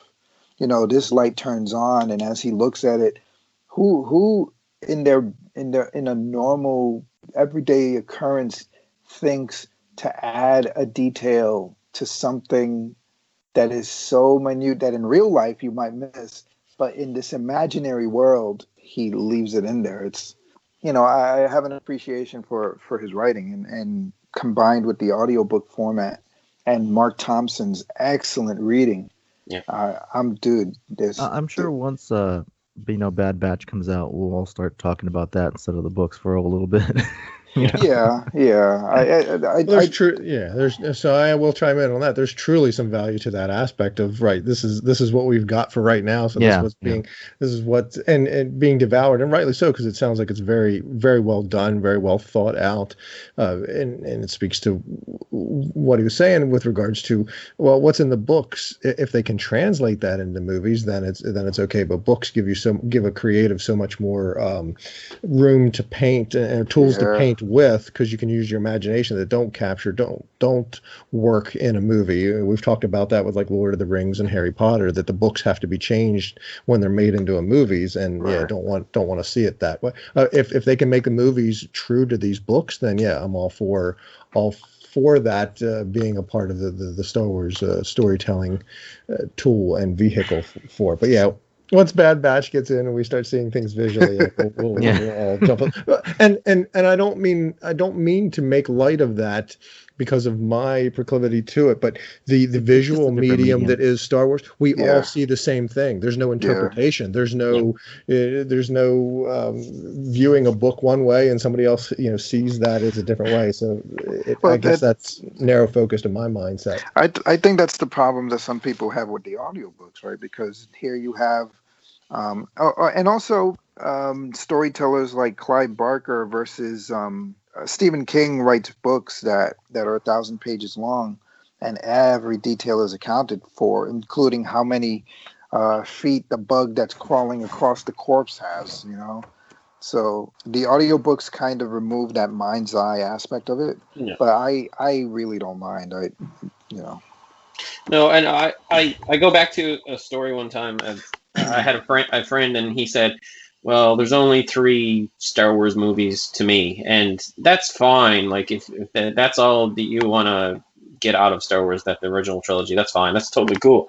But for me, it's like it's in a lot of ways, it's trying to relive some of those beats and some of those moments in other stories, in other media, right? So I think maybe Ricky and I are probably in the same mind in terms of, we just want to experience something new and something cool, and in the comics and in the novels or whatever, however way we're going to get it, whatever medium that is. And it's different strokes for different folks, and maybe this story isn't your thing, but Bad Batch is going to be, so it is a bit of a lull right now. There's not a lot. I don't even think, like, other than the comics that are coming out, I don't think there's any new novels really for a while yet. So, it is definitely a sort of a slower period right now, as I guess they were working away on these live action shows. I'm kind of curious if we will actually get a live action show before the fall. I'm wondering if it would be Andor, because that one seems to be the furthest along. And that would that would light me up. Like, I would love if we get some Andor before the Book of Boba, right? But I don't know if that's going to happen. I just like knowing stuff that is new. In case anybody asks me any questions, like, what's this person? I was thinking about the content creation that Disney Plus has or whatever, that there was a bunch, I don't know if there was a bunch of us, but at the time when Disney Plus came out, there was a package deal where if you signed up for 3 years or whatever, it was dirt cheap each month. So a number of people, I'm sure, took advantage of that they all expire at the same time in 2022. That, to me, from a business model, talking about it in the boardroom or whatever, that's when you're going to want to release some new juicy content, is whenever, to get those people to renew, because they've already watched everything. If you want them to keep the subscription, you're going to want to have the release date be a couple months out after that time period where everybody started up their subscription, to get them to join back in, because Disney's making its money off of me keeping the subscription going. But how many people they got to keep providing content and have a reason for people to come back. I know a number of fans that jumped in, bought it for a month or two, binged The Mandalorian both seasons, and then got out, type of thing. So there's definitely something to that model. It obviously works. Netflix, everybody's doing it in that sense, but I think they trickle content out versus overlapping it in order to get those types of customers. But I think production woes kind of that's definitely screwed everything. Right. Yeah. It's like any other subscription service. They probably got everybody on auto renew anyway, so they're hoping people forget that the subscriptions run to an end. It just renews anyway. Yeah, and I said this before, but in these fandoms, there's a lot of crossover and overlap, and I feel that they've got really strong content with the Marvel stuff that they have coming. Like they just finished up WandaVision. Now they got Falcon and the Winter Soldier, and I think there's more right up throughout the rest of the year and more series. So I don't think they're too worried about any lack of Star Wars stuff right now. Yeah, and Star's made a difference, really, isn't it? Yeah, I haven't checked into that yet, but maybe more sarcastic. Yeah, I mean that makes all the difference. I mean that's kept me subscribed forever. No, I haven't looked to see what anything that's in it. Well, apart from what was in some news stories about it, none of it really excited I did a me. free trial for Paramount just because they had the Indiana Jones movies on there, which I thought were on Disney Plus, but apparently they're not. That's interesting. I watched the. They will be at some point. Last night. Obviously, yeah. They've obviously sold out not sold, but they sold out those subscriptions. They're waiting for those deals to end, I suppose, aren't they? Before they can get them. Everything that would be their plan, won't it? Everything would just be on their own 10 thing. different subscription services. Well, yeah, it's exactly what I said will happen is happening. We're all paying a bit here, a bit there, a bit there, and ended up paying a lot more than we were.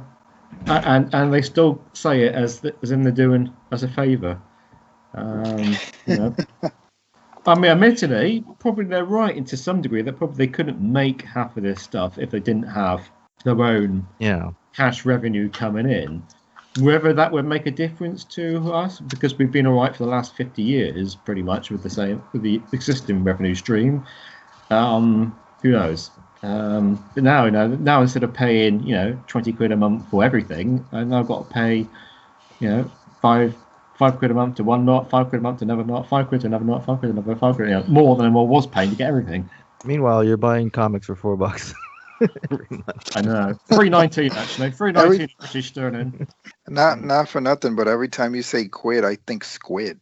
Is that weird? I don't know where quid came from. Squid. Mon calamari. Like you guys say bucks, don't you? You say your $1 a buck on bucks. Yes. That came from didn't it? It came from an animal, I think. Was it? Buck is a deer. I don't know. They used to female make deer. money out of deers. I don't know. and then you have a bunch of doe, which is a female deer. Right? So sorry to interrupt. Ron has been doing an investigative. Ron has been doing an investigative report on the droid scanner during all of this. Yes. What did you come up with, Ron? What was the end result here? I haven't been able to find it. Why are you ratting me out? Why are you selling me out? So I can envision the thing in my mind. I swear, I think I have the thing, but I've been through Hallmark ornament checklists looking so that we could find a picture of this thing or whatever. Because I seem to think it's a magic ornament that makes sounds when you push the buttons and all that. But I've been through a number of checklists that say they're complete, and I just cannot find this thing. Can you describe it? Can you guys describe it to me though? Somebody put a picture of it in the chat that it's whir and the droid scanner. I did that. Okay, sorry. So I'm envisioning, or my mind kind of has it's that, but 3PO standing there. It's not two pieces like what's in that picture. It's like a set piece dressing kind of thing or whatever. But it must be somebody. It's not somebody else's. Nobody else make ornaments, so maybe it's a toy or a diorama or something else. I don't know, but anyway, just it might have been a fan-made thing too. No, because you said you have it. I think I do. I won't know till next Christmas because they're buried. You can't get them out. But I know we talked about it. I'm like, I know what that is. I'll go find a picture of that and put it in the chat so we have it, kind of thing. And I just can't find it. Now I gotta find it. Now I need to find it. Yeah. So first it's a bounty. Well, I never knew that was a droid scanner, so I'm glad to learn about that from you guys today. Is it? We all think it is it canonized? Well, the in some picture fashion? the picture that William It put up definitely looks like glows. he's getting Slurpees from it. So It definitely like lights up as they like walk through. But I mean, do you really need a droid scan, or is it like a weapon scanner? Maybe I kind of maybe thinking I thought ooh, what it was happens if that. Vader walks in? Does it go off? Well, he's Yeah, more they- machine than man. But Alex, weren't you the one that brought this up originally? Yeah. I feel responsible now.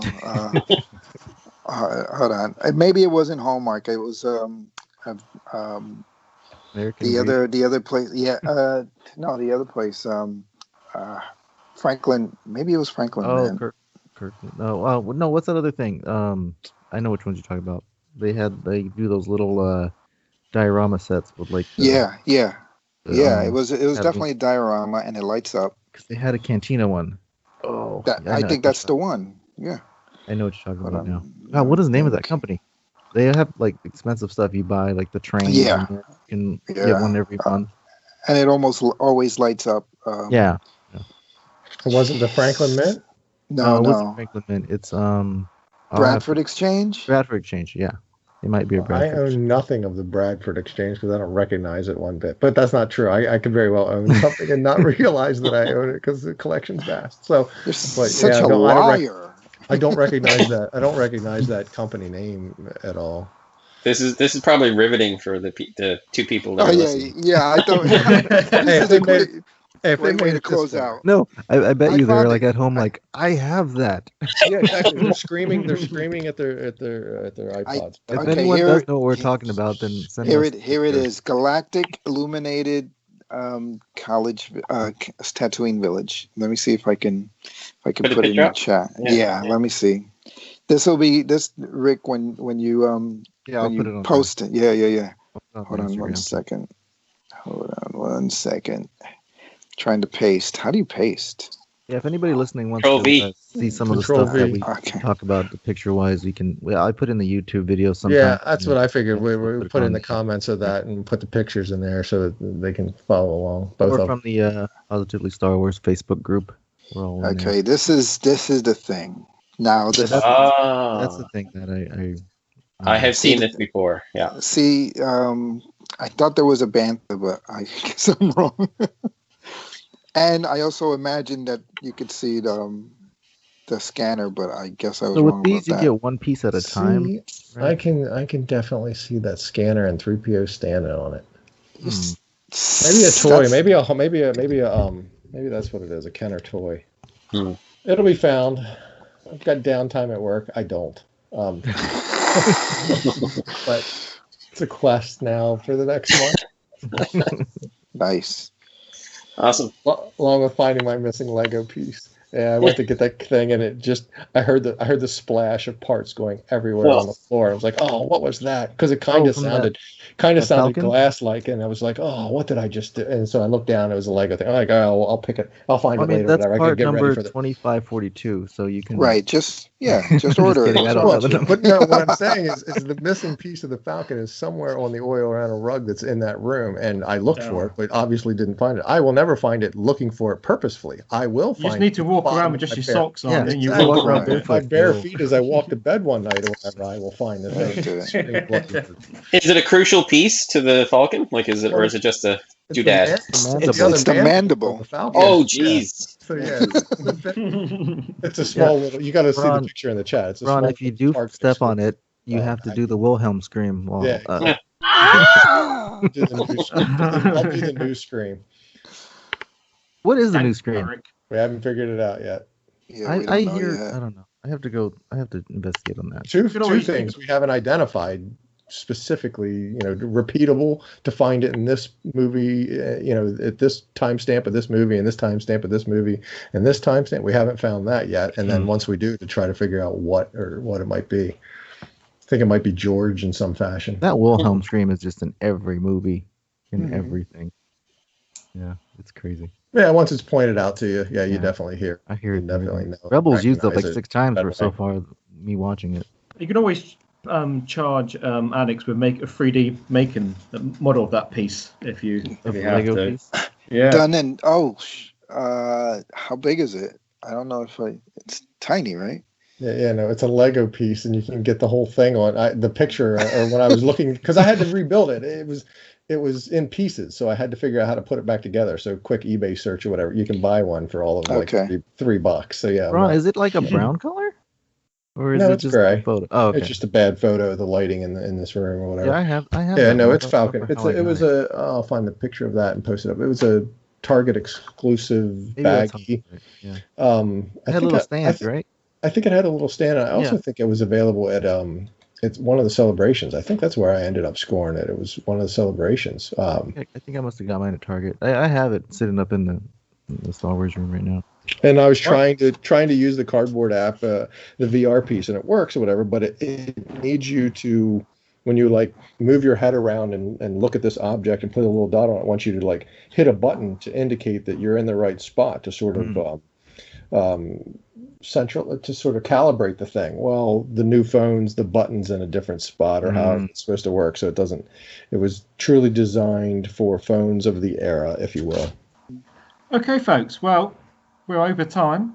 Has anybody got any last? Two Jawas I don't want to say any last requests, but any last. Two Jawas walk into a cantina, and they get scanned by the droid.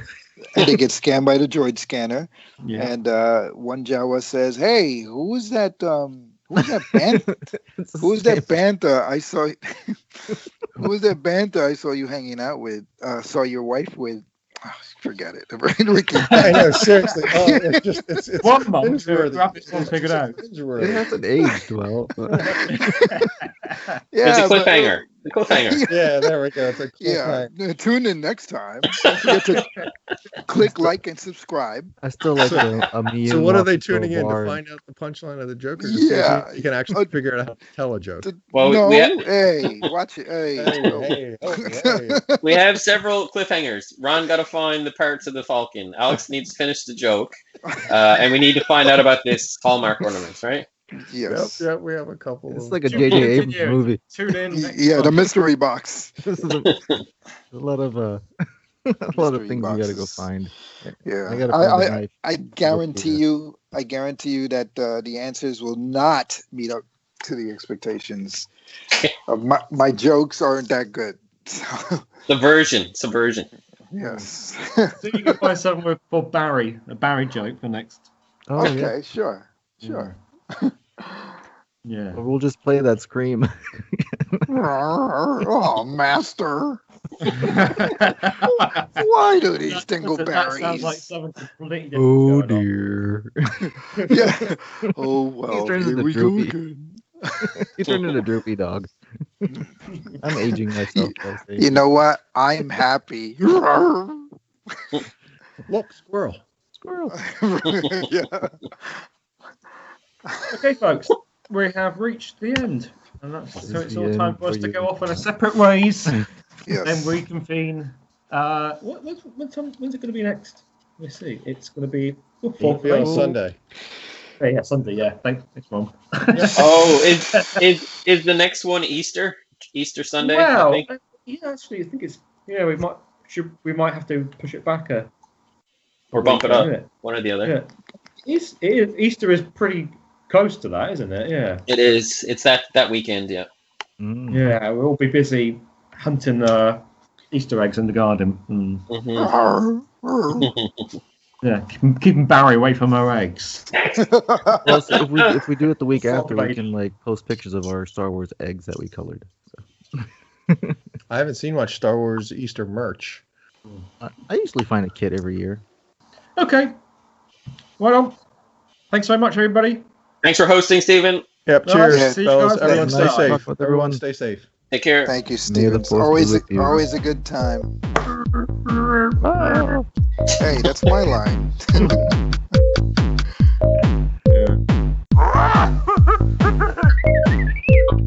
Go switch off.